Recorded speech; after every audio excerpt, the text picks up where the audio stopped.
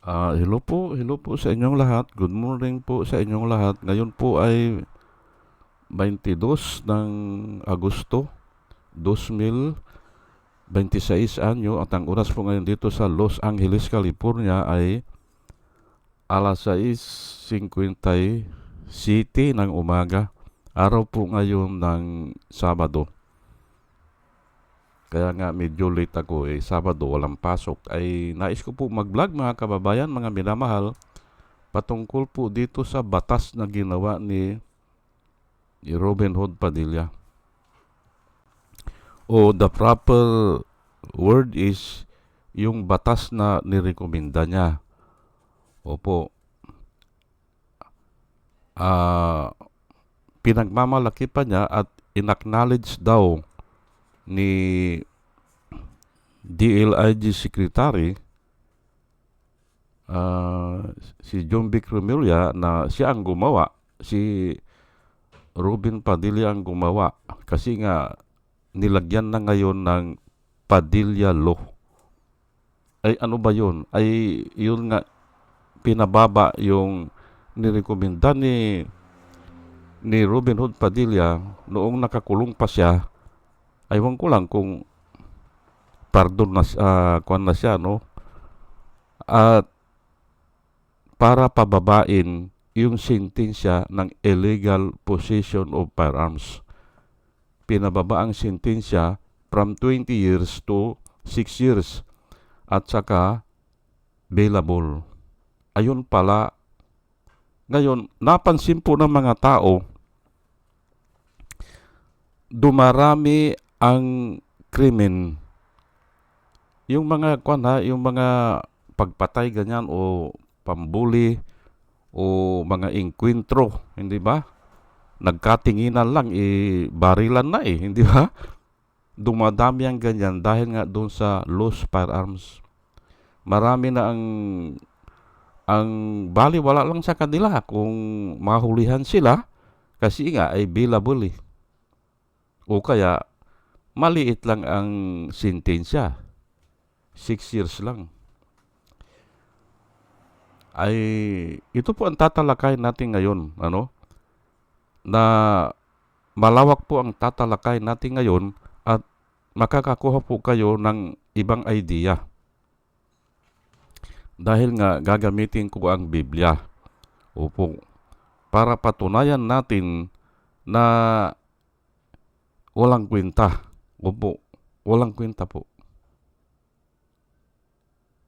O sige po at umpisa na natin. Alam na natin ang pangyayari o siya ang nagrekomenda o siya ang naglabi para maisakatuparan yung hindi naman bilyon kasi hindi aywan ko lang kung saan dumaan yan, kung sa presidential decree nirekomenda siguro ng Bucor o yung malapit, kung sino man ang nag-approve dyan, si Ramos siguro, ay nirekomenda lang yan at sa pamamagitan ng presidential decree ata. So hindi nabusisi yan, hindi pinagtalunan, hindi pinagdebatihan yan. Ayan na lang, ginawa nilang ganyan. Ay ano ngayon ang nangyayari? Ayan na nga, marami ang lost firearms.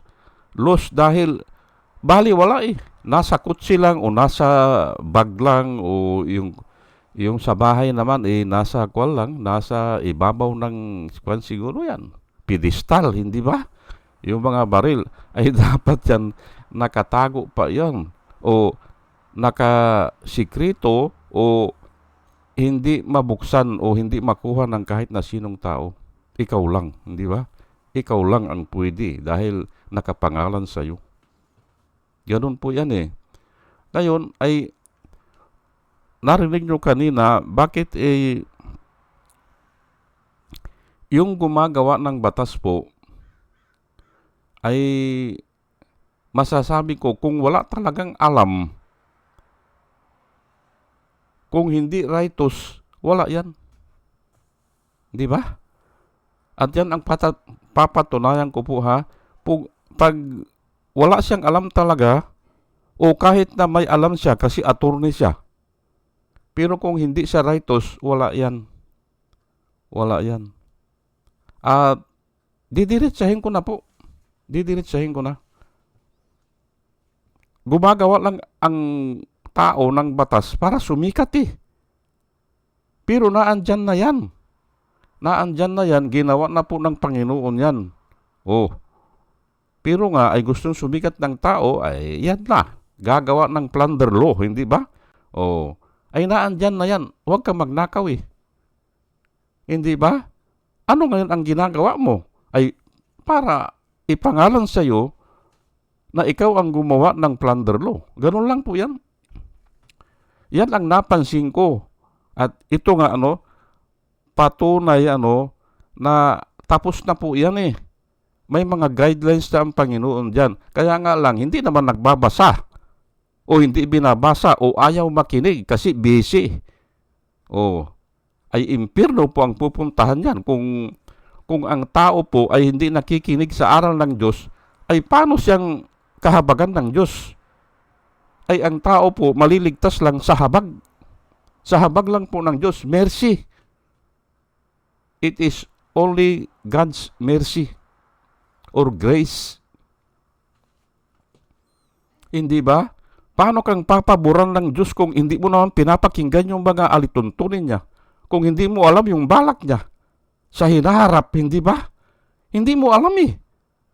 Tapos hihiling ka na kahabagan ka o patawarin ka. Wala ah.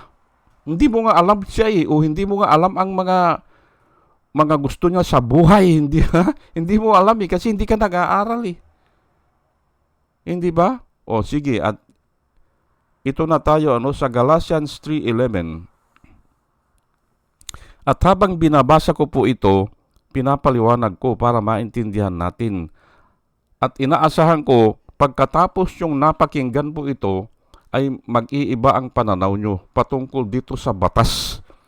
Opo, patungkol sa paggawa ng batas o ano ba yan? Hindi ba? Ano ba yan? O sige, Galatians 3:11, clearly or absolutely, no one who relies on the law is justified before God, because the righteous will live by faith. Yan po ang nakasulat. Or absolutely, no one is justified by following the law is evident. Yan po yung pong version na yon ang kabisado ko. No one is justified by following the law is evident. Because as it is written, the righteous shall live by faith. Yan po yan. Ay self-explanatory po yan. Hindi ko na ipapaliwanag yan. Kaya kahit na anong gusto mo na sundin yung batas, hindi ka pa rin justified eh. Pero ang malalim po talaga na explanation dyan, wala na bang makakasunod sa batas? Wala eh. Wala makakasunod talaga eh. Kahit na sinong tao hindi makakasunod sa batas. Kaya ang sinabi dito ay no one is justified by following the law. Kasi nga wala eh. Nangangalon niya ba sila? Ang tanong ko po nangangalon niya ba sila? O nagnanakaw ba sila? O nagsisinungaling ba sila? Yan na lang, tatlo na yan eh. Hindi ba? Patuloy po yan na nagnanakaw, nagsisinungaling o nangangalon niya. Lalo na yung may mga pira. Hindi ba? Yung may mga pira, ang daming kabit niyan eh. Ayan po. Kaya nga hindi sila ma-justified. Kaya nga ang sabi ng Biblia, the righteous shall live by faith. Sa paniniwala lang. Kasi kung iba na yung paniniwala mo, doon nagbabago ikaw. Nababago ang iyong pananaw. Dahil doon sa paniniwala mo. At doon bumubuti ang tao dahil doon sa paniniwala. Pero doon sa pagsunod sa batas, ayaw ngang sumunod ng tao sa batas eh. Ayaw eh. Hindi ba? Bakit pinalayas si Kwan sa paraiso, si Eva at Adan? Ay hindi nila sinunod yung simple instruction eh, na huwag yung kakainin yan. Doon nagsimula po yan at namana o naipasa sa mga tao. We were in Adam when he sinned. So, the sin was passed to all men and death to all men. Oh, sino ba ang tao na hindi mamamatay? Ay lahat eh. Kasi nga, naipasa. We were in Adam, naandun tayo sa balakang niya eh. Nung nagkasala siya, kaya naipasa niya sa mga anak niya yung kasalanan o yung pagsuway o yung rebelde. Ang tawag ko dyan, rebelde. Ayaw talagang sumunod sa batas. Tingnan mo po si Duterte, hindi ba? Naipamana din niya sa mga alipuris niya. Tignan nyo ngayon si Ligarda, nagtatago na, hindi ba? Ay kasi kumuha ng lisensya, hindi naman, wala namang planta, wala namang karunungan para sa solar, hindi ba? Bakit binigyan ng kwan? Bakit binigyan ng lisensya? Lisensyado siya ngayon na siya lahat. Hindi ba? Siya lahat, wala nang iba. Hindi ba? Ayan, nagtatago na siya. Kasi nga, mali yung pinagagawa eh. Kasi nga, they do not respect the law. Yan nga ang sinasabi ng Biblia na they rebel against the law of God. Ay nanggaling po lahat yan sa Diyos eh. Oh, sige, James chapter 4 verse 12. Ito po ang ating mababasa. Habang binabasa ko, pinapaliwanag ko kung ano ba yan. Oh, there is only one lawgiver and judge. The one who is able to save and destroy. But you, who are you to judge your neighbor? Ayan po ha. Ngayon, kaya ko pinili ito, ay ito si Robin Hood Padilla, ay inaari niya, hindi ba na siya ang lawgiver? Wala namang problema dyan eh, kasi nga, mambabatas siya eh. Wala namang problema dyan. Pero dito, idinagdag yung judge, there is only one judge, there is only one lawgiver and a judge. And judge, the one who is able to save and destroy. Ayan po. Ngayon, ay ang ibig sabihin nito, tapos na po yung mga alituntunin eh. Tapos na yan eh. Huwag kang magnanakaw, naandun na yan eh. Oh, huwag kang magangalo niya, naandun na yan eh. Pero nga, ang tao rebelde eh. Gusto niya mag-asawa ng marami, at di pupunta siya sa Muslim. Hindi ba? Ganun nga eh. Iniiwasan ang batas ng Diyos eh. Ang marriage po, sang-ayon sa yung pinaliwanag ni Jesus Christ, ay yung one man, one woman. At nag-umpisa yan kay Eva at Adan. Hindi ba? O, ay pero nga sa katigasan ng mga ulo, tinanong si Jesus Christ eh. Oh, it is lawful to divorce wife for just any reason. Oh, hindi ba? Tinanong siya eh. Or without reason at all. Ayun po eh. Tinanong siya eh. Oh, ay hindi ganyan, sabi niya. Not in the beginning, sabi niya. Do you not heard that God made male and female? Oh, ang marriage po ay isang male at saka female. At the two shall become one flesh, sabi niya. Oh, magiging isa sila. Ang bilang ng Diyos sa dalawa ay iisa na lang. Kasi nga, iisa ang gagawin nila eh. Magtatayo sila ng bahay, hindi ba? O, magkakaroon sila ng anak, iisa ang layunin nila o iisa na ang lakad nila. The two shall become one flesh. Ngayon, ay sabi ng mga tao, then why Moses commanded us to divorce our wife? Write a certificate of divorce, yung sertipiko po na dinivorce na siya, and send her away. Oh, at palayasin na. Oh, that because of the hardness of your heart. Sabi po ni Jesus Christ eh. Ayan po, kaya nga rebelde ang tao eh. Hindi ba? Gustong mag-asawa ng marami, rebelde po yung ganyan eh. Kung saan-saan aanib ng relihiyon, hindi ba? Tinatalagay ko lang po dito para maintindihan nyo. Because of the hardness of your heart, sabi niya, Moses allow you or Moses permitted you to divorce your wife, but not so in the beginning. Ayan po. Ano ang sabi? Because of the hardness of your heart. Nilegalize nila. Hindi ba? Na maraming asawa. Hindi ba? Ayan, So, okay, ikuha na natin, padaanin na natin na lawgiver nga ito si Padilla. Sa ngayon, sige, padaanin na natin. Pero itong susunod, Isaiah. Taas ko lang po ha. Ayan, nababasa na natin. Isaiah 33 verse 22, For the Lord is our judge, the Lord is our lawgiver, the Lord is our king, it is He who will save us. Ayan po Ngayon, nakasulat po dito lawgiver, hindi ba? May judge, yung dito po nanggaling ang konstitusyon ng Amerika. Nagbasa sila ng Biblia, ano ba ang problema natin? Ang problema po ng tao ay sakim sa kapangyarihan. Yun ang nakita nila. Kaya dinivide nila ang kapangyarihan ng Diyos. Ang Diyos lang ang pwedeng mag-judge. Ang Diyos lang ang pwedeng magbigay ng mga batas. At ang Diyos lang ang executive o ang king. Ang nakasulat dito, wala pang executive noon King. And He is our king. It is He who will save us. Ngayon, okay. Bakit pinaghiwa-hiwalayan? Kasi nga, ang tao, katulad ni Duterte, para malaman na natin, hindi ba?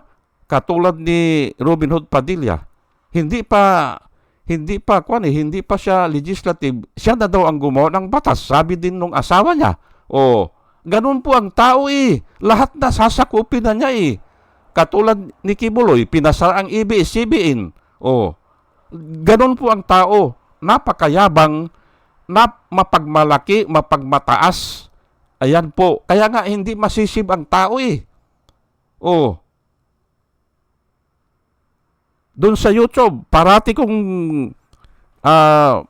sinasagutan yung mga yung naglalaban ang yung Katoliko at saka Iglesia ni Cristo. Bakit daw hindi sinabi ni Jesus Christ na siya ang Diyos? Walang sinabi si Jesus Christ na ako ang Diyos. Hindi naman niya sasabihin yan dahil ang itinuro ni Kristo ay magpakumbaba. Pakumbaba ka. Yun ang turo ni Kristo at yun ang ginagawa niya. Wala siyang sinabi na ako ang Diyos.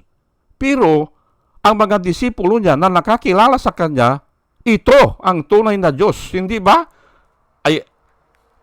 Hayaan mo na magpakilala sa iyo ay ibang tao, hindi ikaw ang ipakilala mong sarili mo. Kasi pagmabayabag yun. Kahit na totoo na ikaw ay isang lawmaker, ay huwag mo nang ipagmayabang. Hayaan mo na ibang pumuri sa iyo. Naandun po sa Biblia yan. Pag sarili mo ang pumupuri sa iyo, hindi counted yan. Not counted. Ang counted ay yung ibang tao ang pumupuri sa iyo. Ayan po ngayon ay ito nga. Ay lawgiver.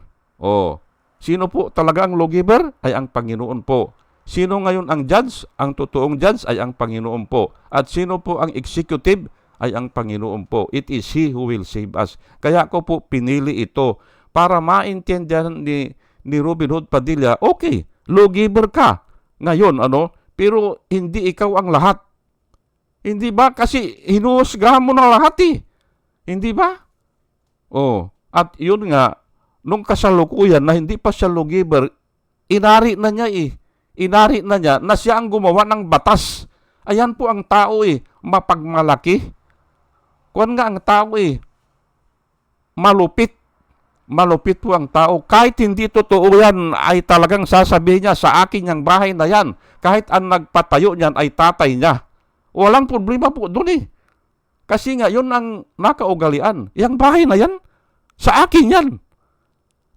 Ay pero po sa Diyos, wala pong kaunting deceit. Kahit na kaunti, wala. Jesus Christ did not sin and no deceit was found in His mouth. Kaya nga ganun eh.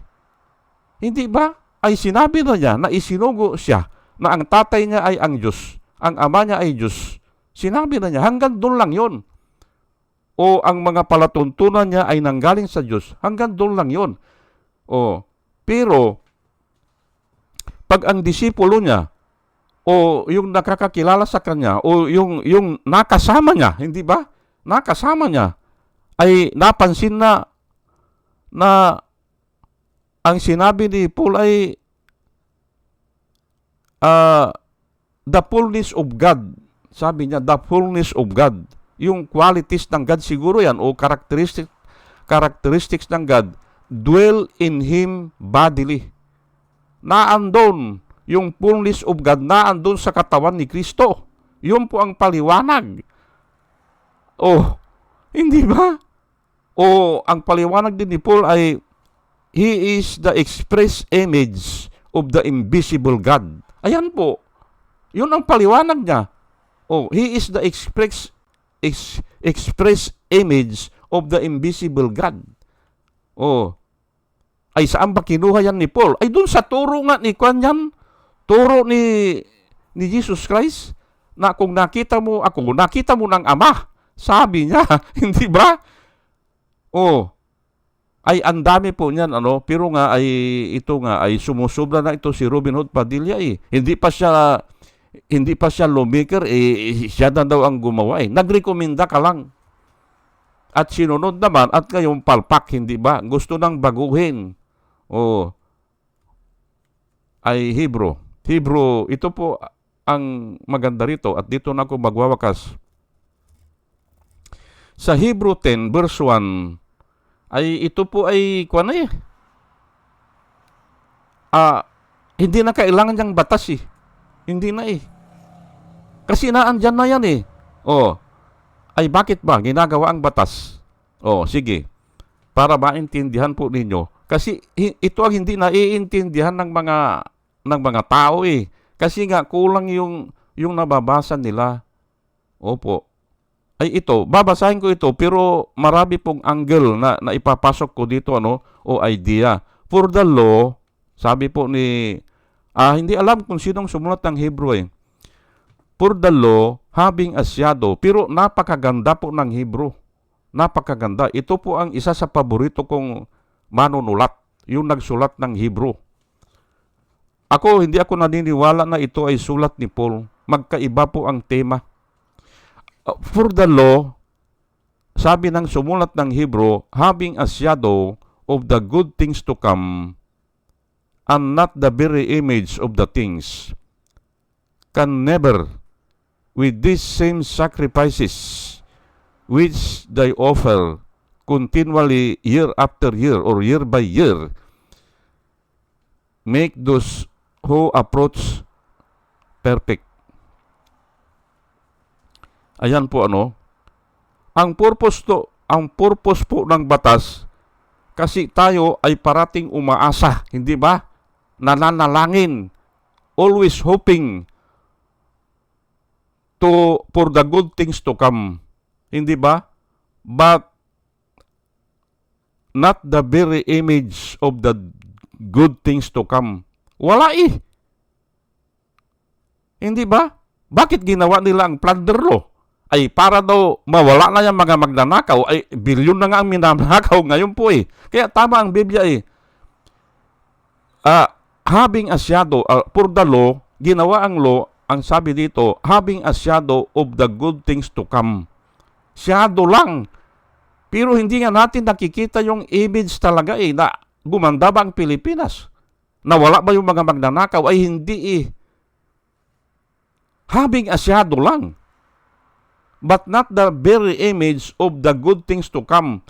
Kaya nga always hoping tayo eh, always hoping dyan sa batas. Nag-hope tayo na ay gaganda. Pero wala talaga kasi nga isinulat na eh. Yung ginawa ng Panginoon noon na huwag ka magnanakaw, huwag ka mangangalo niya, maganda yon. Pero hindi ka natutupad. Huwag ka mangangalo niya, huwag ka mag-testify sa hindi totoo. O, ay 10 utos po yon. O, kasama yung igalang mo ang iyong mga magulang, hindi ba? Kasama yon. O, mahalin mo ang Diyos ng yung with all your strength, hindi ba? Naandun yon. Pero hindi ko na nilalagay kasi nga napakahirap nun eh. O, always hoping po ang batas, pero can never be, ang nakasulat po, can never be with the same sacrifices. May mga palatuntunan po ang Diyos. Ito ang babayaran mo, ito ang penalty mo, ito ikukulong ka with the same sacrifices, hindi ba? Kahit na i-implement mo yan, ibilanggo mo yan ng 6 years, hindi mo rin makikita yung the very image of the good thing to come. Kasi nga sa faith lang. Sa faith kasi mababago yung pag-iisip mo. Hindi yung batas. Pero hindi ko po sinasabi na huwag nang gagawa ng batas. Patuloy po na gumagawa ng batas kasi yung mga tao nagiging sophisticated ang panggawa ng batas, ng paggawa po ng krimen. Kaya kailangan po na patuloy po ang mga mambabatas natin na gumagawa ng batas. Ngayon, ay in which they offer continually, hindi ba? Ang dami naman napaparusahan o nahuhuli. Pero, ay can never be nga eh. Can never be. Pag sinabing can never be, with the same penalties o ano man ang tawag mo dyan, o sacrifices, hindi ba? Hindi eh. Kaya, ito si Ruben Hood Padilla, huwag mong ipagmalaki na nakagawa ka ng batas o na isulong mo yung batas kasi nga, wala na yan eh. Hindi ba? Pero kung gusto po ninyo na sundin ang batas, hindi ba? Pero nga hindi eh. Sinabi na po ng Panginoon eh, the righteous shall live by faith. Doon ka po huhusgahan ng Panginoon kung righteous ka. Hindi yung actually naman talaga, hindi naman sinusunod ang batas eh. O talagang wala nakakasunod sa batas. Hindi ba? Si Christian Isgira nga eh, hindi ba? Ang daming baser. Bakit? Sinabi lang niya na it is either tanga o it is either kasabwat or both. Sabi nga eh, ang dami nang nagalit. Hindi ba? Kaya nga wala talaga eh. Pero sa tansya ko, mali naman si Christian Isgira doon. Mali. Kasi nga tinalakay ko kahapon. Paano kung ang isang kulang doon yung naglaban talaga? Hindi ba? Nilabanan ni PBBM ang mga dambuhala. Hindi ba? Mga dambuhala yan eh. Ang daming pira yan. Hindi niya kakayanin. Napakahirap pong lumaban sa mga dambuhala. Yung ang kulang ni Christian Isgira na nakikita ko po 40%. Yung 30% yun lang maaring kasabwat siya. 30% maaring tanga o inutil. At ang isa ay maaring mahirap talagang labanan ang mga dambuhala. Kasi nga, bilyon na ang ninakaw niyan eh. Ang advantage lang ni Marcos ngayon, nasa kanya ang power o nasa kanya ang mga government agency. Pero ang mga pira po ay bilyon na po ang nanakaw nila eh. Ano man ang bigyan niya ng suhol yung mga judges o yung mga prosecutor. Kaya po ganyan, napakahirap labanan ang mga dambuhala. Kaya ito nga itong nilalakad ni Ruben Padilla na pinababa yung sentensya ay hindi po kanyan, hindi perfection yan. Kasi can never be. Walang batas na makapagpatino sa tao. Wala. Mas umiiwas nga yan kung naggumawa ka ng batas Mas iiwas yan. Mas gagawa ng ibang paraan yan para hindi siya mahuli. Ganun po ang tao.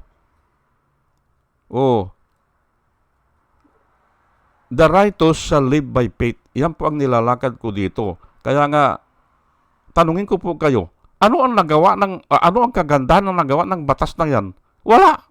Hindi ba?